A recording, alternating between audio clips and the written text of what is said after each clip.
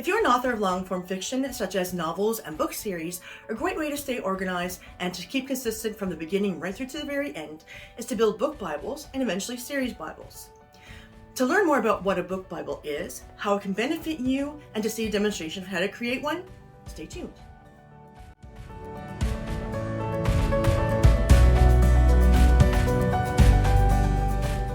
I just want to take a moment to talk to you about the new Fictionary community on Circle. It's a space where writers and editors can meet and interact. Writers can chat with other writers, editors can chat with other editors, and writers get the opportunity to ask questions to the professional editors who are members of the community. There are also events and writing sprints held regularly by Fictionary certified story coach editors like myself. You don't have to be a Fictionary client to be a member of the community. It's open to all writers and editors.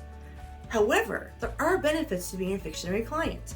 Aside from the tremendous benefits you would get by having visuals and information to guide you in your editing process, Fictionary clients who have self-edited in the Storyteller software or who have had a certified story coach editor edit their work are eligible to enter their unpublished books in the Fictionary Book of the Year award. This book award is one of the most fair and objective out there. Judging is based on the story elements laid out in the software, which give a comprehensive look at your story arc, the character arc, and your use of the 38 story elements to create remarkable scenes and, ultimately, a book that works and works well. All the judges are Fictionary certified story coach editors. If you're interested in joining the Fictionary community, I will leave a link in the description below. I'm also leaving a link to an article on the Fictionary blog giving more information about the Fictionary Book of the Year award, including how to enter, the fantastic prizes, and more. I hope to see you all in the community.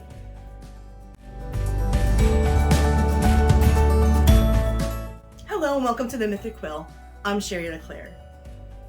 Now, when I include the demonstrations for how to create book Bibles, this video gets very long, so I'm going to divide it into two parts. And today I'm going to demonstrate to you how to build a book Bible using Scrivener. And in part two, I will demonstrate how to do it using Microsoft Word, and I will touch briefly on how to do the same thing with Google Docs. So first, let's start with what exactly is a book Bible? Well, book Bible simply is a way to keep organized and to keep track of things like your characters, your settings. If you're writing fantasy or science fiction, you might want to include information about your world building as well. Maybe your creatures that you invent, weapons that are not usual, that kind of thing. So it's a way of keeping track of everything. So, for example, if you're writing a book and it's 100,000 words or more, for example, it's very easy to forget what exactly used for a description of a character in chapter 1 if you don't mention them again, for example, until, like, say, chapter 20. And the same thing for series. Sometimes it's really hard to keep track of details that you give in the first book when you get to the third book. And I know this because I have read series where there are things that just don't match from one book to the other. A great way to keep that from happening and to make sure you're not creating plot holes is to keep track of all those details. Now, whether you build a book Bible using Scrivener, Microsoft Word, Google Docs is really not important. Do what's most comfortable for you. But I use Scrivener to write, so I'm going to talk a bit today about how to use Scrivener. I'm actually going to switch from the camera here to my laptop so I can show you a demonstration of how I did that using Scrivener. Okay, so this, as I mentioned earlier, is my own, one of my manuscripts. It's an older version, so it's been reworked since things have been added and subtracted. All right, so the first section, of course, we have our binder. We have our manuscript section of our binder, which includes the different chapters and scenes. So I put view, document, and I kind of do a split screen view. So let's see. So outliner columns, I've got like the synopsis, label, status here, and the document notes, right? So you can choose what you want to see. So I'm seeing binder and the inspector. So this part on the right is the inspector. And of course, there's a header view and footer view. Anyway, so as I was writing, every time I added a new character, no matter how insignificant they might seem, like how small a part they played, I added them to my character section. Okay. So, and in my character section, I've got, because I have this, the inspector open in the view. Okay, so I have layout, binder, inspector, header, footer. So in an inspector, I've got the synopsis, the general metadata and document notes, right? So as you can see, for the characters, you can add an image. And I actually have the book covers already for this series. So for my main character, I included the image from the front cover. I just kind of zoomed in and cropped it a little bit to show her. And I, of course, underneath her is a subheading, kind of like a heading and then a subheading. And of course, just zoomed in on her dragon here and told about her dragon. I use more complicated character sketches for the main character. So here's what I did for Shandalia, because she is my main character. So I've actually added more information for her. So I just kind of added a second one here to show you because it's an older version. So let me find the second one for her. So, okay, Shandalia 2 example. Now what I did here, I didn't actually create my own, but what I did was I used a character profile sheet that I found from Reedsy. So if you haven't checked out Reedsy.com, it's worth checking out. They have character sheets, world building sheets. They have lots of articles on different topics about writing. So how to create a character profile, I have all the information here. We have name, age, place of birth, location, current location, where they are at the start of book, nationality, education, occupation, income. Then we have our physical appearance, distinguishing features, preferred outfit. Do they wear glasses? Do they use accessories or things that they always have? Grooming, are they well groomed? Are they, kind of disheveled? Distinguishing tics and mannerisms, health, handwriting, gait, speech and communication. Like this one is very detailed. You do not have to use, if you decide to use one of these character sheets, you don't necessarily have to put in all of this information, of course. Okay. You can pick and choose what you want to put in. But of course, as the author, you're going to have to know more about your setting and your characters than what you're actually giving to your readers. The readers don't need all of this background information, but you as a writer need to know it. So again, type of childhood, the past, hometown, dream job as a child, who are the role models, greatest regret, hobbies. This is very detailed, right? Then the major turning points in their childhood.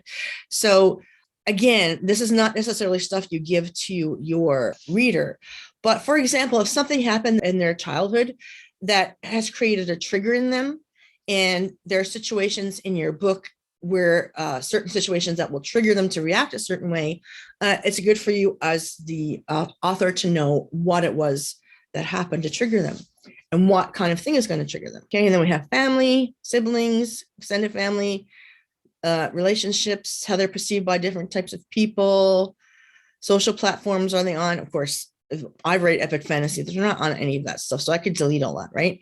But I haven't yet, all right? So lots of information here. So there's, of course, there's core psychology stuff, strengths and fears, this and flaws. Flaws and fears are important because there are going to be reasons why certain things are important to your character. There are going to be reasons why they react a certain way. And you kind of need to know what that is. And a flaw, of course, is important. It's important for your protagonist to have a flaw. Because number one, you want them to seem realistic, but we don't want to see it necessarily a flat character. Some people write flat characters purposely, but it's more interesting to see a character arc where the character either kind of falls from grace or starts in a low point and moves up to a high point, right? So it's very interesting. It's most interesting, I think, to see a character arc where the character changes somehow. And so if they're starting with a flaw, maybe they overcome that flaw. All right, how they approach different things, how strong is their moral compass, that kind of thing. Pet peeves, present and future. So that's one of my sections for my book Bible. And the thing about Scrivener is you can see over here, you have in the inspector here, under where it says general metadata, you can label this is character notes, status. So if you click status, you can say to do, first draft, revised draft, final draft, done, that kind of thing. So I just have no status there right now, but they have these check marks where you can go include and compile. So if you want to compile just your book Bible, you can check that off for just the parts that you want to put in your book Bible. The other section I have is the places. So places are setting sketches. So that's just my general folder. So there's not much in here. So again, when I added the different places, I went to the plus and went down to new from template, and I went setting sketch. Now, within these are like different kingdoms. This is one of my kingdoms. But within each kingdom, I have certain places. And a lot of these places were, I guess, inspired by different places in our world, in the real world. So the Malcord Mountains was inspired by these mountains, these karsts forest in a mountainous region in China. And that's the pictures I have here. And then, for example, this is another one of my kingdoms. And kind of it goes role and story, related characters. So who lives there, for example, the season, unique features, description. I didn't finish this, as you can see, sight, sound, smells, and notes. Then underneath that, as a subfolder, I have different places in that kingdom. So if I go to the Expanse, if I want to add a section to the Expanse or the kingdom of the Expanse, I would go to click on the Expanse. Then I would go plus, down arrow, new from template, setting sketch, and it adds another setting sketch just underneath the other parts there. So this is, I'm just going to write test plays 1. Now, right now, this shows as pretty much like, say, if this was a heading 1, heading 2, heading 3, this would be right now a heading 2. So I want to move it so that it actually is part of the Expanse. So what I do is I go move, then I move to the right. Okay, so now this test place 1 is always going to be underneath the Expanse. So when I expand and contract this section, if I kind of expand it, it's going to show those 3 places. And if I kind of contract it, it's going to show just the Expanse. Okay, so that way, of course, it can look pretty short. You don't want to necessarily have all this stuff open all the time because it can get confusing. Okay. So if I can kind of keep it short. If I want to expand a certain area, I can just click on that area. So in the Expanse, I have certain areas that my characters go to within that kingdom. For example, Joku's Worry Lines. These are slot canyons, inspired by slot canyons. And I used images that I found online for slot canyons in the southern US. Okay. Then the Sandstone Temple. I got an image. This is not from the southern US. This is from the Middle East somewhere.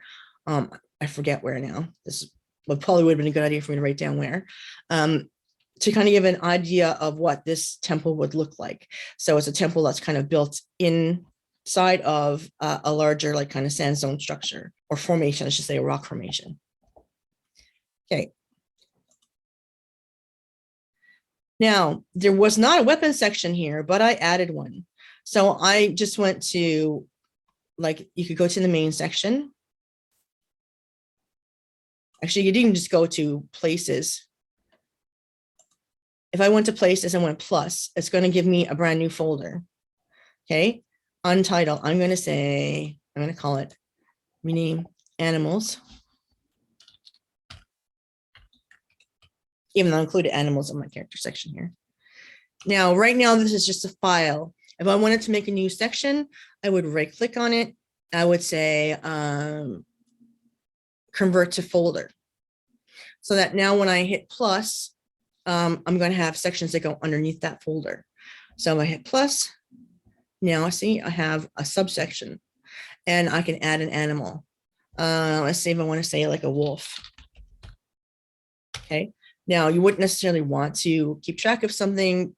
Well, you want to keep track of what you include in your story, but if you want to give a description, you could actually, in animals, you could still use the character sheet because it gives you a description and why it's important to your story. So you can still use a character sketch there. Okay. And so I would just put, say, I'm going to say wolf 2 just so it doesn't mess it up. And I'm going to put wolf 2. And then role and story. Why is this animal important to your story? Do they play a role? Of course, they're not going to have an occupation necessarily. I mean, it could, I suppose. You could have like a pack mule or something. You're going to give what it looks like. Personality and habits and mannerisms. You could use that insofar, I think, as to say, like, are they friendly? Are they domesticated? Or are they dangerous? That kind of thing, right? They're not necessarily going to have internal and external conflicts. But again, you're going to put in what you want for information. But the good point about using the character sketch for this one is that you can find an image for inspiration and drag the image into this section. So you have an image of your animal. Under my places, I have a folder that's called the 9 Kingdoms, okay? The 9 Kingdoms is the entire world that my story takes place in. And I say it's entire world, but it's actually a continent within this, on this planet, okay? So it's a continent in that area. And right now, this is like a basic map that I did from on incarnate.com. That's where I got the map from. This is not a very professional looking map. If I'm going to include it in my story, I will either work on it some more to make it look more professional, or I'll get a designer to do it for me, or graphic designer. So the map I created on incarnate.com. So that website's here. The template I used was the ultimate world building template from that I got, like the character building one, from readsy.com. And it has a lot of information. And you kind of do want to know a lot of information about your world, even if you don't necessarily explain it all in detail to your readers. So you have basic geography, so the natural world, locations of significance and weather, people, races and species, languages, social frameworks, civilization, history, culture, religion, leisure, education. So for the history, for example, say there was a war 100, 200 years in the past that affects how everything is run now, then you could put that in the history section. What was a significant event that happened in this world or in the society or culture that is affecting what's going on in your story now? Technology, magic, and weapons. So for magic systems, so if you're writing fantasy like I do, it's important to kind of take note of your magic systems. I guess some people like to write magic as in like it's magic, anything can happen, you don't know, just one of those unpredictable things. But it's kind of, your magic system needs to make sense. It has to have some logical sense to it. I guess it depends on how you're writing, but you don't want to do something with your magic that doesn't make sense with what you've explained so far, or can't make sense with what you've explained so far. So if you think about like Brandon Sanderson's laws, like he has these laws of magic, right? They have to make sense. And of course, it doesn't mean it has to be real in the real world, but it just has to make a logical sense that your readers can kind of suspend their disbelief and buy into your world, right? Same thing with technology and weaponry. Now, I actually did a weapon section here. Okay, you might be able to see it here. Okay. And again, I actually used character sketches for these because I wanted to put in pictures. Like this one is actually from Skylanders. This weapon inspiration. This one is inspired by a chakram, which is a Middle Eastern weapon. And that one's a fancier one, and this is a less fancy one. But I wouldn't necessarily have to have my own separate section for that. I could put it in my world building template. I could put it in weaponry. Okay. Now, of course, these links, hyperlinks, will not work because they're inside of Scrivener. They would work, though, if you put them in Word, which I'll talk about in the next video. So the basics, what your world is called. As you can see, I don't have all this filled out because I did it elsewhere, but I added this here so you can see what kinds of things you could include and what you could use to actually get there. So we have the basics, geography, the natural world. There's some checklists, and then there's some lines too. And the lines you probably want to actually take out of here and add your own, because they just turn out like dotted lines here when I copied and paste. Flora and fauna, creatures. Again, I have a separate section for creatures. Landscape, where the mountain ranges, where the rivers, forests, deserts. How does the terrain interact with its inhabitants? That kind of thing. What are the natural wonders of the world? Diseases, like diseases is going to be significant for me in this story. Locations of significance, capital city, flags and symbols, weather, climate, people, races and species, physical build. So what do the inhabitants of your world look like? Do they have any distinguishing features, mannerisms, customs and rituals, festivals, languages? So it's very, sayings. I actually have a whole separate section for sayings because I'm like, in fantasy, of course, if you're writing a whole new world, where do our sayings come from? There are things that happen in history. There are places that our sayings come from. There are reasons they exist for the most part. So when I'm creating a world, I actually create sayings, which I usually keep in, I think I kept it in my notes section. Do I have it in this one? I think I kept it in made up things. Yeah, I did. So I do have sayings here, swear words and epithets and sayings. But if I had added this world building sheet first, I could have put that in that section in the world building sheet. So that's about it for using it with Scrivener. If you haven't used Scrivener before, it's actually really worthwhile for you to try it out. It's really good. And one good thing about it too is if you decide to change the order of how you have things organized within your sections. So say, for example, I wanted to organize by family, like who are Chandeli's mother, father, brother. I could just go to the section and drag it. So I could put them all together. Okay, then I can move that right. So I can move that to the right, and now she's under Chandeli because she's Chandeli's mother. And I could do the same thing for her brother.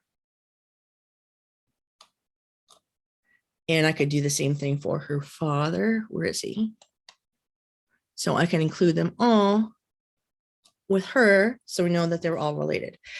But the good thing about this is when you're creating a book Bible in Scrivener, it's easy to reorganize. You just have to kind of click on it and drag it and drop it. Okay, so that's all I want to talk about building your book Bible with Scrivener today.